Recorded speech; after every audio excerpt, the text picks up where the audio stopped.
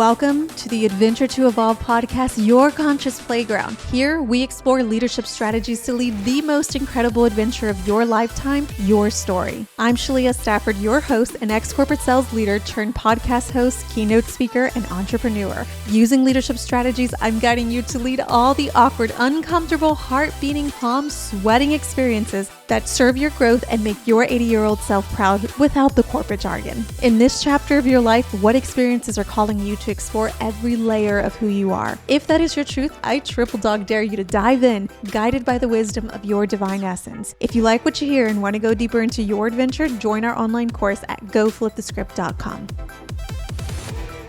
Welcome back, everyone. It is Shalia here, and I am so thrilled to have this conversation today with Raj. On today's podcast, we are continuously looking to explore and align with this. How do we get to our fullest potential with our truest essence? Understanding how do we discover and expand the full aspects of our being on the rawness of this adventure and leading the Pinterest versus reality moments that we all come across. And today, I am thrilled to have Raj join us to help demystify chakras and what that might look like on our adventure. So Raj, thank you for being here with us today. I'd love for you to give us a quick bio about you. Yeah, so I have a very varied background, right?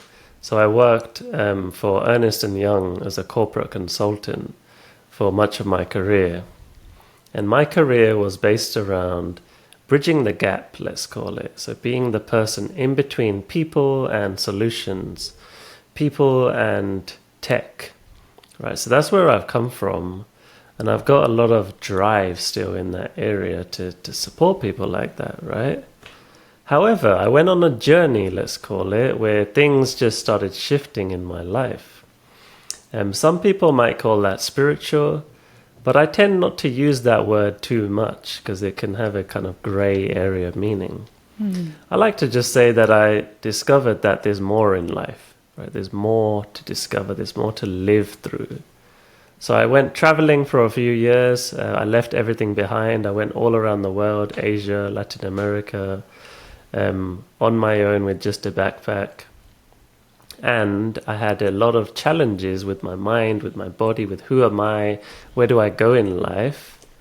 So like, long story short, and I'm sure we'll get into some of the story, long story short, I came back with a mission to actually help people master this thing called aliveness, right?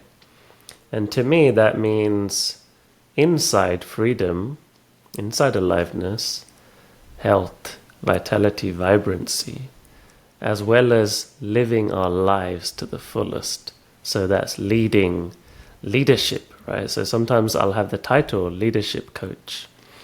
Sometimes people will put a different title on me, right? But the main thing is, are we leading our lives with purpose, with drive, with excitement?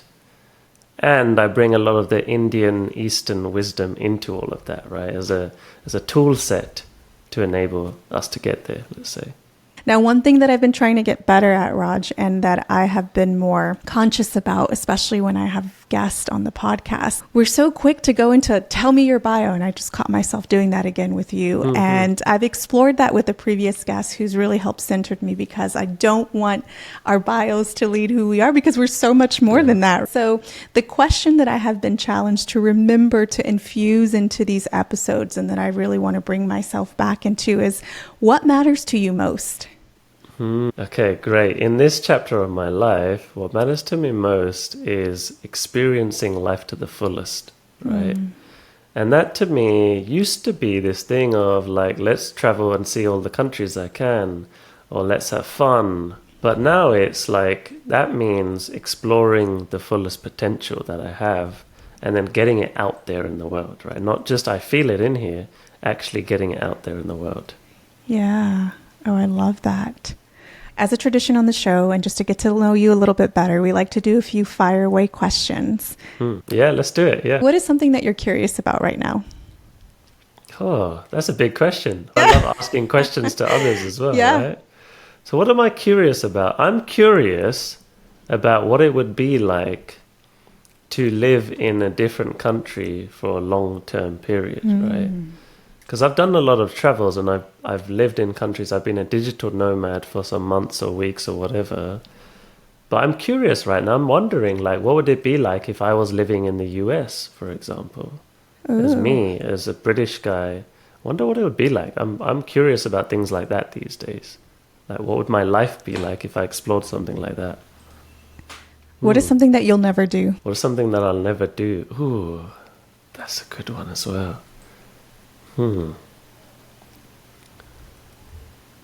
What is something that I'll never do?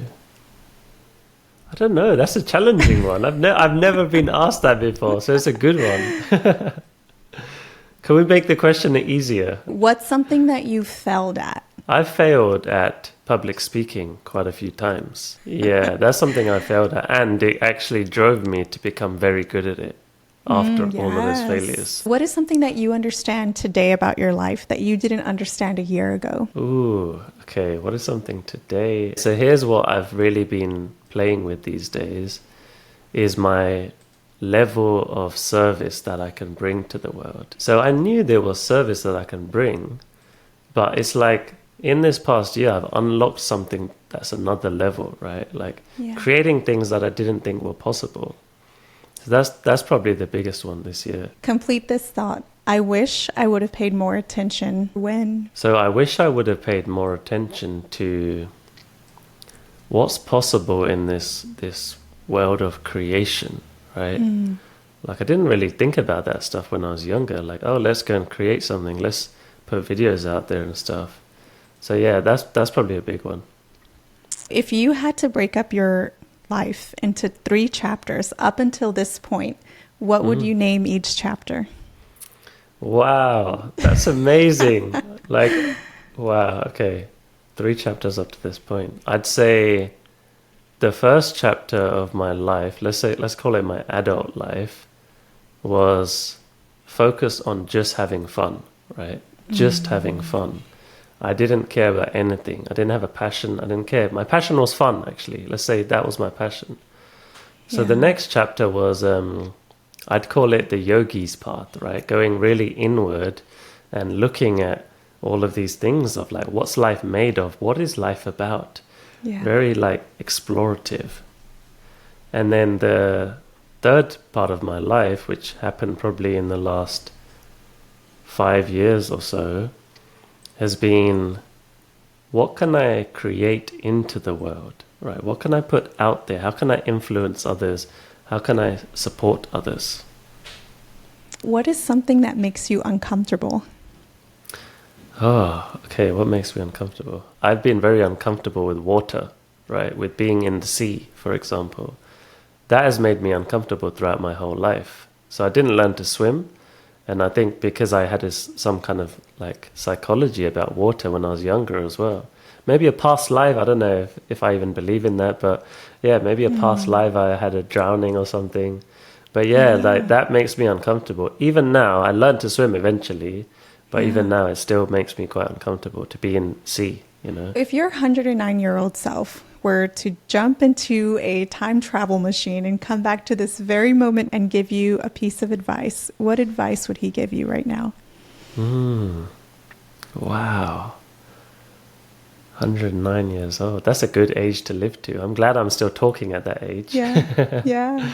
I think he would probably say to me, oh, that's a good one. I think he'd probably say to me, share your gifts more, right? Because the more you've shared your gifts, the more you felt amazing, and so have others. Let's kick things off. Let's get into demystifying chakras. The first question that I have for you is really about helping us set that foundation around chakras. For those who are tuning in, who have only heard the word chakras in passing, how would you describe what a chakra is in the simplest terms? Yes. So I would describe it as a scientific energy system that we have within us. And I choose the word scientific for a reason, because the thing I stand for is to make sure that this doesn't get into the world of like fluffy, cute stuff that it sounds nice and it's all spiritual. I like to see it as usable tools, this usable energy system that we have. It's a usable energy system. I love that. I hear you've called it is it the power centers as The well? power centers. Yeah, that's it. Yeah. I've yeah. never heard about it that way. It is the power centers, energy systems. Yes. I love that. Can you share a story of when you first became aware of chakras and realized its importance? Yeah, okay. So I first became aware of it when I stepped into my first yoga class, right? So around that time. I was a bodybuilder. I was huge. I was a muscular guy. And I never thought I'd ever do yoga, right? But I randomly went into this class because there's a pretty girl who was like, "Hey, do you want to come to yoga class?" I was like, "Sure, yeah, you're going. Why not?" Yeah, that's motivation enough. That's motivation, right? I was like, I'm the only guy in here. This is kind of fun. So anyway, I went to that class, and for the first time, I actually felt relaxed. More than any exercise would have given me, nothing would have given me that.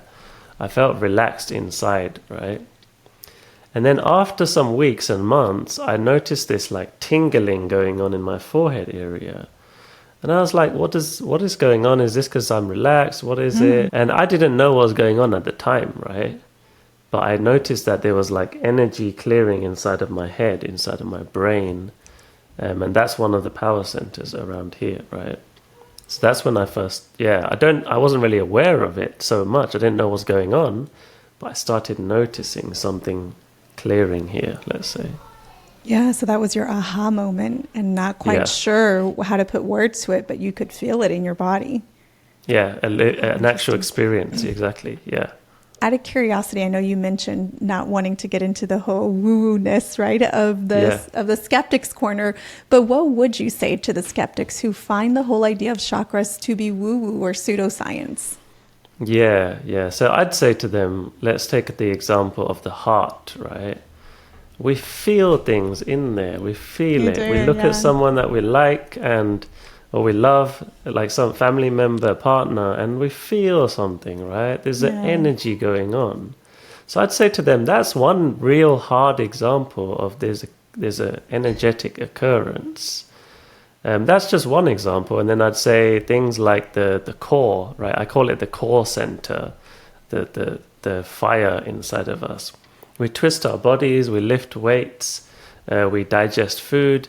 There has to be something there that does that, right? There has to be a system, So I'd say look at it like in that way. Real things that we feel, that probably gets the skeptics interested. Right. It's intangible, but it gives so much power to how we experience our life. Exactly. So for people who may feel out of balance these days, how do misaligned chakras manifest in the day-to-day life? Yeah, that's huge. Yeah, because the whole thing is to align them, right? It's to get everything balanced, working together as one. So when there's misalignment, it could be something as simple as you have an idea in your head, you're thinking something, you have a vision in this center in your head, but your body is struggling to take the action, right? Procrastinating.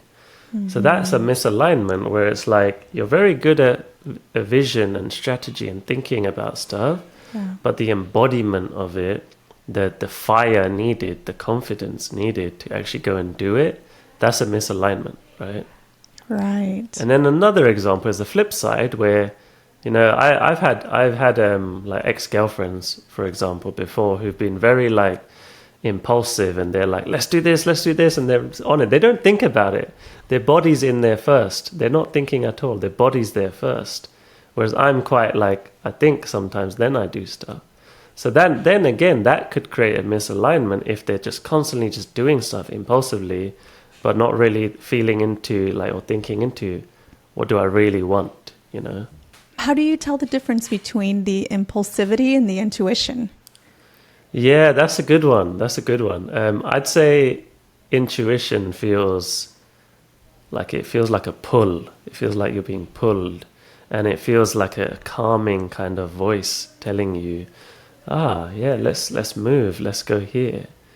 Whereas impulsivity can sometimes be psychologically driven, right?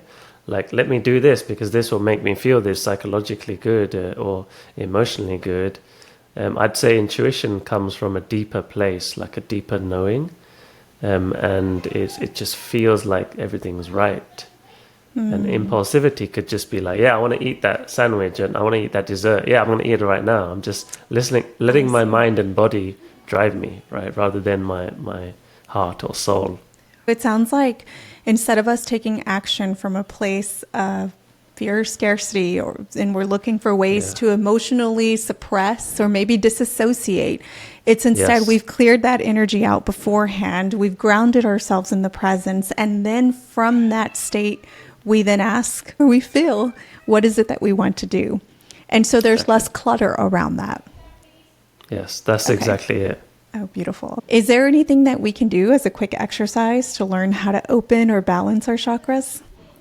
So what I'd suggest is, like you said, the centering and balancing is important. So I always guide someone into an optimal state of being first, right? So that could be as simple as taking some out breaths, right? Releasing some bodily tension. Let's let go of all this stuff inside first. Let go of some of the tension. Drop the shoulders, maybe the jaws tense. You know, if the jaws tense, the body's tense, the mind will be tense as well. And so my actions can be coming from tension.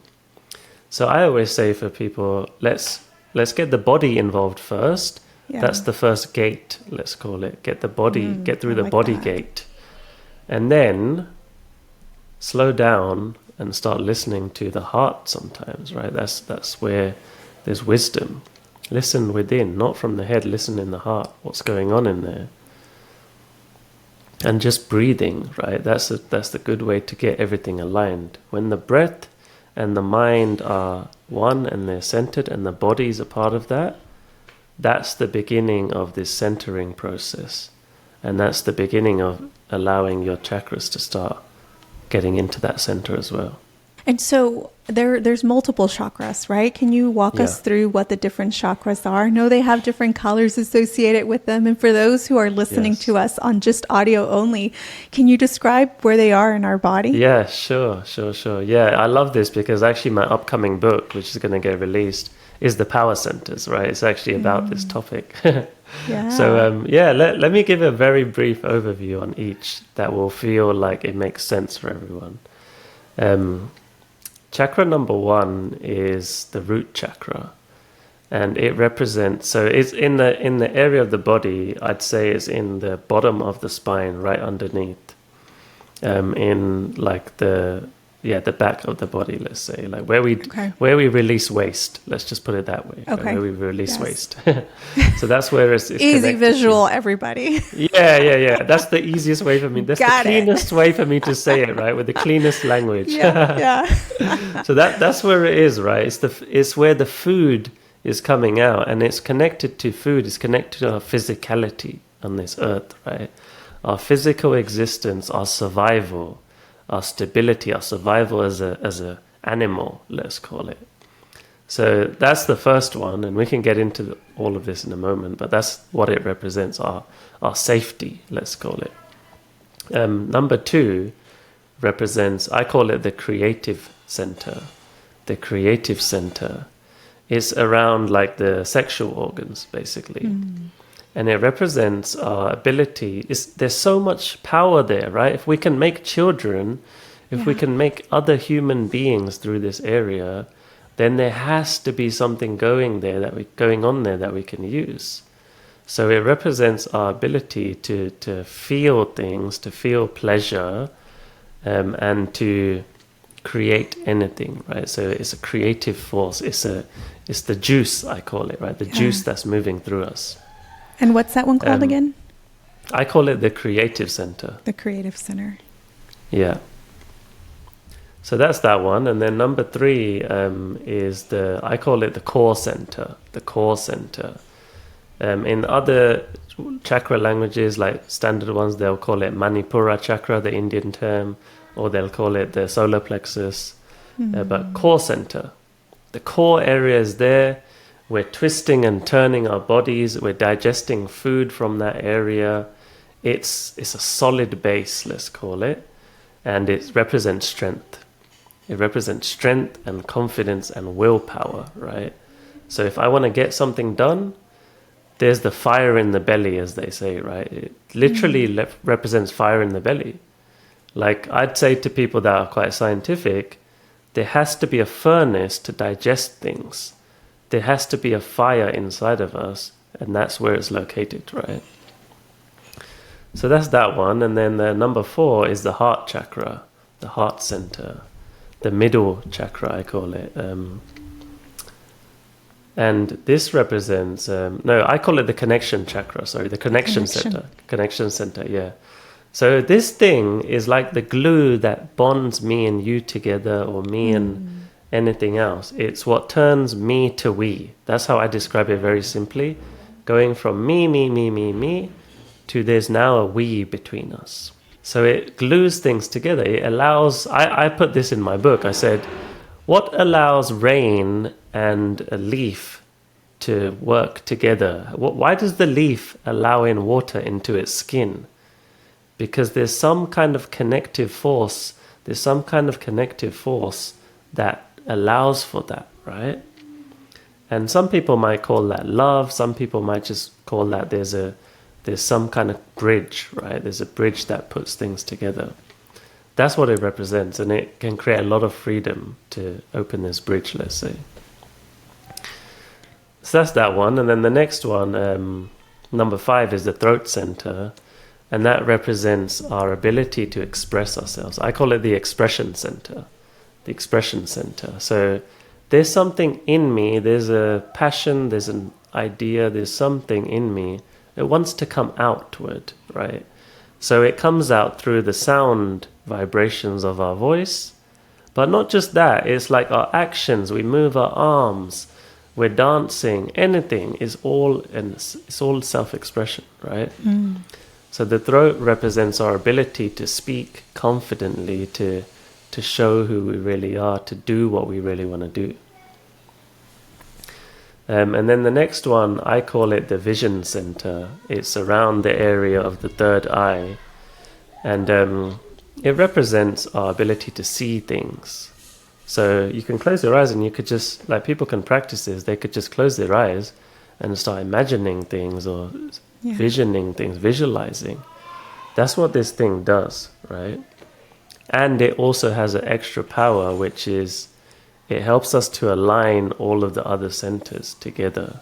It unifies them, right? Because if I can see and I feel and everything's working together, that's what this thing does. It's like a command center.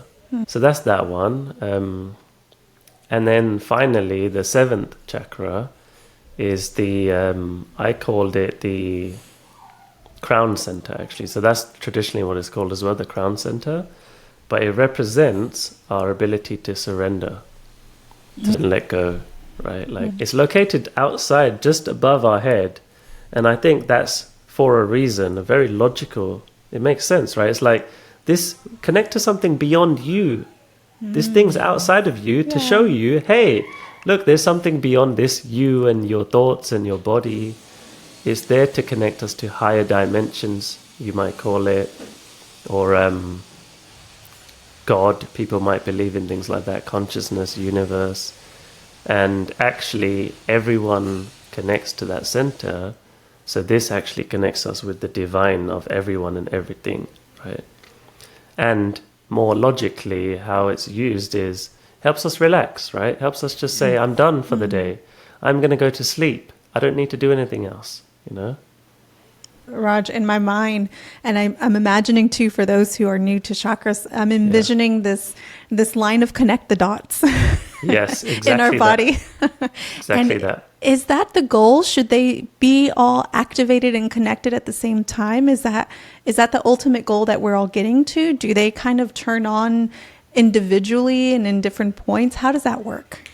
Yeah, so basically everyone's using all of them all the time, right? So we sleep and we say, I'm going to sleep, so we're surrendering at some point. Or we feel things. Sometimes we'll go for pleasure senses, right? Let me go and eat that cake.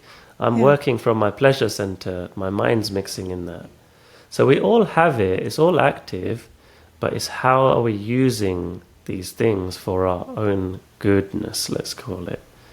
And like, you know, the term skill stacking, right? It's very popular in like work and stuff, stacking your skills. Like, okay, you speak and you're grounded. Yeah. That's how we can use these things as well, right? Let me ground myself in the lower center, and then let me speak with confidence, and then from the heart. So yeah, ultimately, if they all work together, that is like pure potential. That's our highest potential, basically. Which chakra do you find that most people struggle with, and why do you think that is? Yeah, okay, good one. Most people struggle with either the root center, which is around safety and my physical existence. You know, you'll see people arguing with each other, or getting angry at each other. They don't want to do that. It's just that their body is firing into this state of anger because I feel threatened, and you know, the animal mind kicks in. The animal gorilla mind kicks in and says, I'm under threat. I got to protect myself and fight or shout. So that one can be very challenging, because if there's no sense of stability, it's like forever fear of death, or forever fear of like something bad happening. That one is very challenging, as well as the second center, which is around our feelings, right? Like feeling things. I had a lot of challenges around shame, you know, like shame of I can't be this way, or it's bad if I show myself to others, because I had this feeling, these hurt feelings of I'm not accepted, or it's not okay for me to be certain ways, right? And there was a lot of blocks around that second center, around the ability to be myself, you know.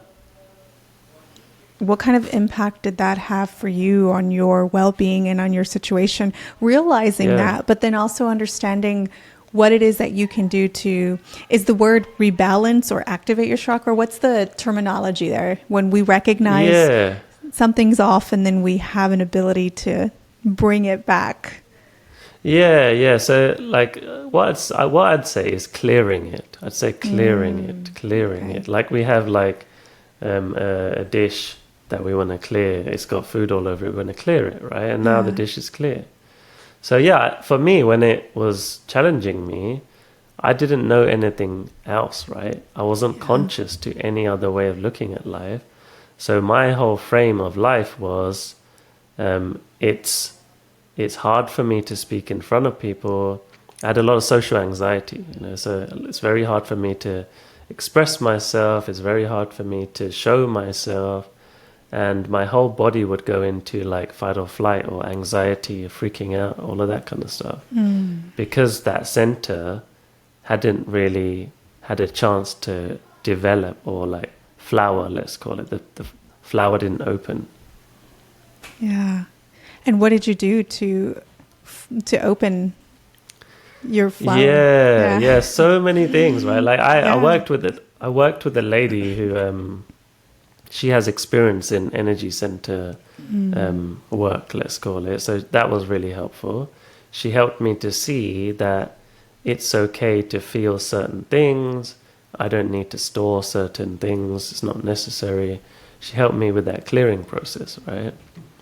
So that, as well as when I started practicing breath practices and yoga practices, because it pushed this energy, this life force into my body.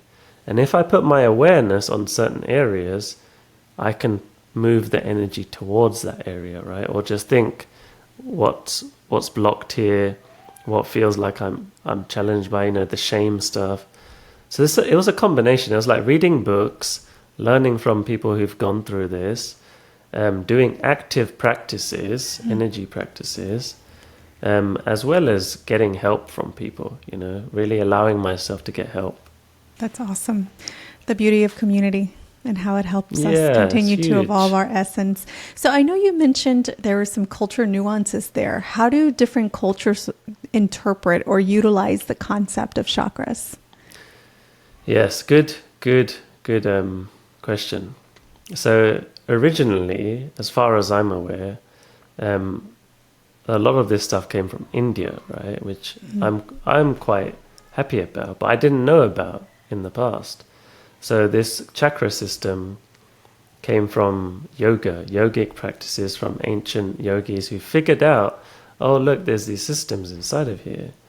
So a lot of it comes from there, but still there's all sorts of cultures that talk about this. Like in Christianity, there's talk about the stairway to heaven, right? Ascending the stairway to heaven. I think they're talking about the line of energy that's moving through us, right? Interesting, yeah. Yeah, I started noticing things like this, right? I was like, wow, they're talking about this. They're saying the same thing. In Buddhism, there's like certain Buddhist things where they talk about love and compassion. They're talking about the heart chakra. That's what they're talking about.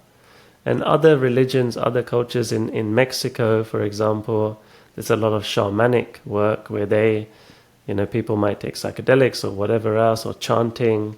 It's all based around moving energy, right? Activating energy. So yeah, I see it everywhere. It's in everything, I think. It's so neat how there's this common thread that ends up uniting us at the end of the day. What does that look like for modern day integration with chakras? How does someone integrate chakra work into the chaos of 21st century living? Yes, thank you for that question. Because I call myself the modern day yogi, right? Not everyone can go to India and leave their lives behind. And I don't recommend it, to be honest. Yeah. There's so many people that say, yeah, I need to go to India to find this. I say you don't need to, right? You can have a modern day life and work on this stuff. You could be successful, you can earn a lot of money, you could be an executive, you could be whatever, and still get a lot from this. So what I'd say to people is first, understand what these centers are, right? Know the theory and the knowledge of it, because then you know what you're working with. So know what these are. And then engage in practices where you feel them. Oh, look, I feel this thing in my heart. Oh, look, I'm aware of this. So personal practice where you start, the knowledge becomes an experience, right? So that's the first two steps I'd start with. And then after that, there's obviously like clearing practices and awakening practices to use these things better, right?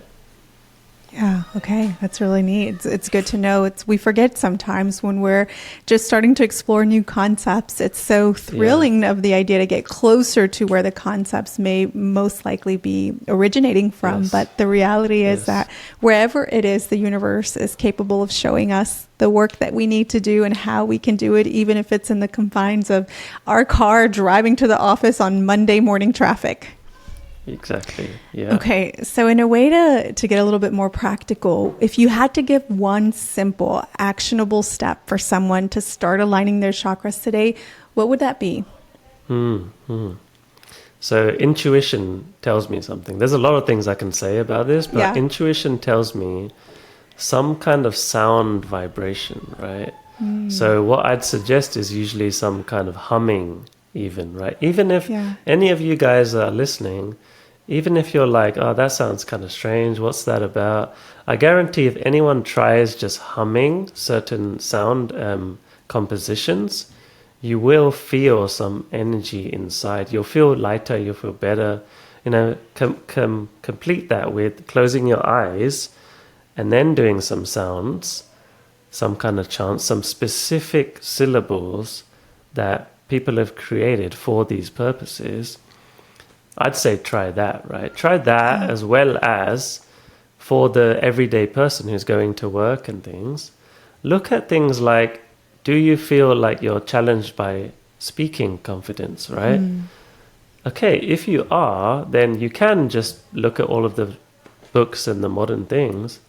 But what if you looked at this thing that I call the communication chakra, communication center, and you started working on that in this way that I'm saying, which is like chants, sound syllables. I think that would make a big difference, looking at it as a system that you can use. Do you have any unconventional techniques to share for chakra alignment, or something that you do that is maybe a little bit different than what most would probably do? Yes. Okay. So there's a lot of extreme practices that people didn't share with anyone publicly because it's quite potent, let's say.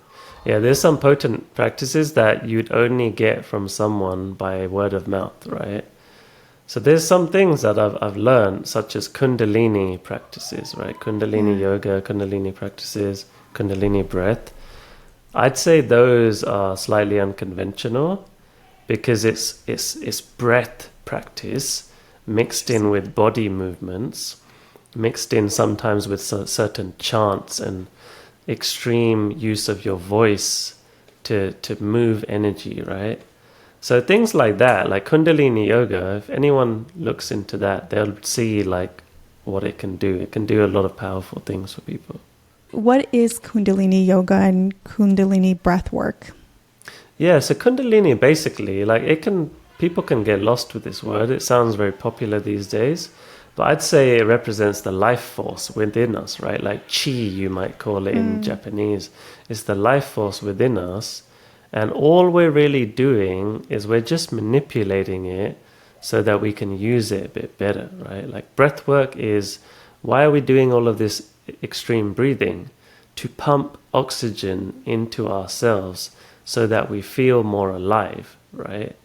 And if it's done very specifically, that's what Kundalini practices do. It's the extreme science of it.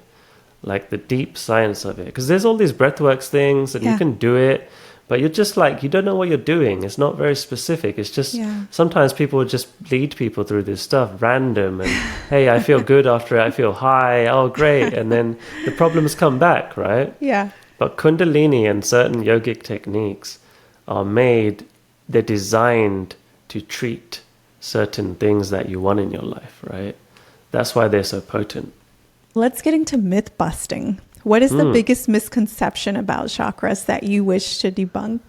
Yeah, huge one. Thank you for that. The biggest one is that this is some kind of like light, airy, fairy stuff where you light a candle and I'm working on my throat chakra. I've got my colored candle, you know. And sometimes even the colored thing can become too much, right? It is true. There are certain colors that can relate to it. But I think that is where it becomes these like myths, and it doesn't, like, I'm very proud of this work as being like essential stuff, you know, for people. So the myth is when this becomes like very like airy fairy, let's say. When we go beyond the self, how do our chakras interact with the energy of people and environments around us? Yeah, wow. Okay, so this is a good question because especially if people look into spiritual work, sometimes it can get very easy to disengage with life, right? And forget life and find life challenging. So when the chakras start aligning, they allow for an inner and outer world to become one, right? So if I'm speaking from truth from this throat communication center, that means there's confidence coming out, right? So it's allowing me to engage with life with more potency, with more freedom. I never think about what I'm going to say anymore, you know, because it's just coming out of me naturally. There's no effort, you know. That's what these things are good for. It makes everything easy and effortless, right? I like that. And ultimately, that's where we want to arrive, to be able to come more from a place of intuition rather than conditioning or fears. When we're looking at the full spectrum, how do chakras relate to our emotional and mental health, not just spiritual well-being? Yeah, I love that. Okay, so the first few chakras, especially the first one, it relates to our physical existence, right?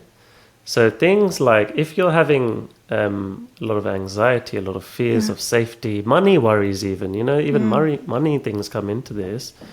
That's because there's no stability, or not there's no stability, but there's less stability, let's say. So, you know, that creates things like anxiety, stress responses in our hormones, fight or flight responses. So when we relax, when we can actually feel grounded, our body goes into homeostasis, right? The whole chemical process changes inside, and the body's not trying to survive anymore. It's present, it's safe, it's alive. So health. My health became amazing. I was running, I was doing all this bodybuilding, everything I could to try and have good health. But because I wasn't looking at these things inside, the deeper triggers and fears and worries, I wasn't really healthy. Maybe my physical body looked good, but I wasn't healthy because I was stressed all the time. So looking at this system allows for an actual relaxation to occur, but not temporary relaxation. It allows for a letting go inside. And that means good health. That means a good skin even. My skin started changing. So many things can change from this. Yeah. And that's like mental and physical health, right? Combined. Absolutely. I love that you mentioned the point of homeostasis. There was somewhere along the lines that I heard that it's not that we're looking to continuously be happy our entire lives. We're looking to reach a state of homeostasis. Yes. Yeah. Okay, so I have one last question for you. When we're looking at the journey ahead, as people become more aware and aligned, what's the next level of working with chakras? Okay. I'd say the next level is to really look at them as if you were looking at running, for example. So looking at them like they're everyday things, not mystical, not like complicated. It doesn't have to be complicated here. It's just, I know these 7 pillars and it gives people a system to hold on to, right? Okay, 7 things that I can work on in my life. So I think that's the next level, is when this becomes normal. It becomes just a basis of, look, I work on these 7 things. My physical health is great because the fire in me is moving effectively. And my body's fit and vibrant. My mental health's great because I'm calm, I'm stabilized, and I feel purposeful, and I'm moving forward. So I'd say, like, if people treat this as if you're treating like your career or anything else, it will have massive effects everywhere. I love that, getting to the point where we can naturally integrate it into our life. Yeah, when it becomes very like habitual, let's call it. As we wrap up the show, Raj, we love to have our guests leave our audience with a challenge or words of wisdom as we look at the conversation that we had today and where it is that we want to go with it. What challenge or words of wisdom will you leave our audience with today? Yeah, great. I'd probably say, how can you slow down some more? Yeah, and this is the thing that usually comes up. People slowing down. No, I don't want to slow down. I got things to do. So here's the extra on it. I'd say, how can you slow down so that you can actually be more effective in life and happier in life?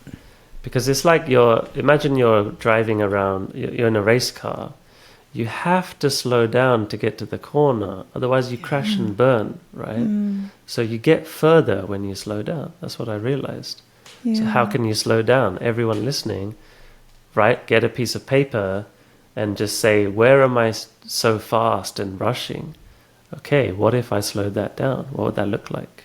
Such a simple yet complex one that it feels like at times. Yeah, definitely. Yeah, none of this stuff's easy. No, all of this stuff's quite challenging. I make it sound easy, but it's so funny because once we do get there, when we are able to experience it, it really does feel so simple. But that journey to getting there is complex. Of course, yeah, definitely. Raj, share with people how they can get in contact with you. Also, tell us what you have going on in your life and in your business right now. Yeah, so website is withraj.com, just with and then my name, raj.com. So on there I have loads of free resources like videos, articles, meditations even. That's usually what people want from me a lot. Got meditations on there.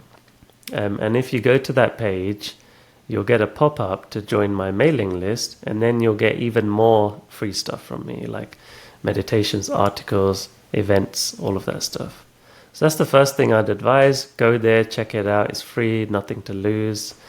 And then I'd also say my Instagram, I'm posting short videos, just like we spoke today, but very short, digestible videos. YouTube is something that I'm developing a lot more now, actually very recently in the last few weeks. So you'll see a video there every week, 2 videos there every week for a while now. And they're very practical, guided practices where I teach things, the theory, and then I take you through an experience. Or there's workshops, or there's all sorts of stuff on my YouTube, right? Again, all for free. I want to give massive value. If people want to go to the next level and they actually want some guidance from me, to have me in their corner, let's say, then there are paid programs. So retreats. I've got a retreat coming up in November in Tanzania. First retreat I've run. Oh, how fun. That's my first retreat. That's coming up. Anyone hears this in time, then there might be some last minute space for you guys to join. So definitely reach out if you've ever wanted to go to Africa and you want to work on this slowing down and this purpose-driven life.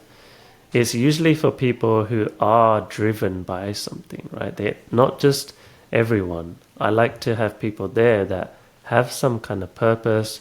Sometimes they're a leader or just the energy of a leader, let's say. So that's a retreat.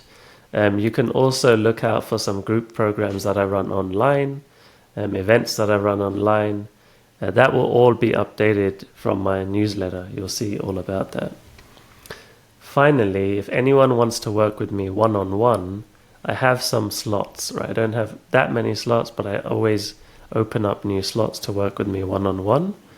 And that is where people get really individual support, where, all this stuff we talked about today is going to get nailed, one by one, very personalized. I'm with you in your corner, contactable all the time. So this is where people get massive, like life-changing results. So that's another way people can potentially work with me.